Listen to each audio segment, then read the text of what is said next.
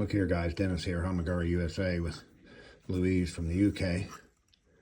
This shear's been sharpened a lot. You can see that big step right here.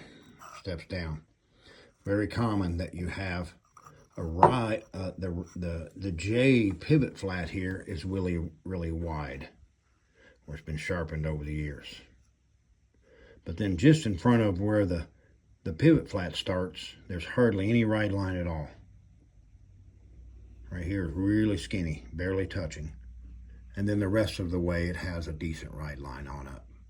Okay, that's because this area right here, this across this pivot flat, the J or the ride, whatever you call it, is actually taller up this way. This part right here is actually lower down into the valley. That's why it's not hitting the stone. I can show you here. Here's the same shear that we have right here. You can see the same design. We have our wide J right here. No ride line just in front of where the pivot flat is, and then it starts getting wider as it goes through and continues out. And you can see when we lay this over, this is hollow. I've got it bent so it looks like a hollow. We can see how it's touching, basically touching through here around. It's touching up here at the tip. But because this is so tall, it won't let that hit. We can see that space there.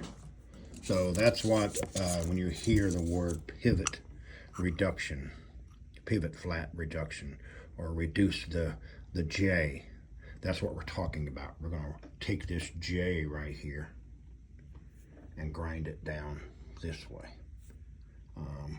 Several ways you can do it. You can do it on your 1-inch wide stone across like this. Like a 320 grit would be really good for that. Another way that you could do it, zoom out here a little bit. Another way that you could do it would be to work on this is 1000, I'd probably get a 500 grit. Would be to simply work the pivot down just on the corner until it catches up. The other way of doing it, which is the way we're going to do it, is I'm going to go onto a flat disc and actually mechanically grind it down on my flat disc. And then once I get it down close to my shape, I can come back and refine it on my flat stone. So that's the main reason I want to show you this, is that's the reason why the ride line is narrow right here and normal size up here. It's really narrow, almost non-existent here.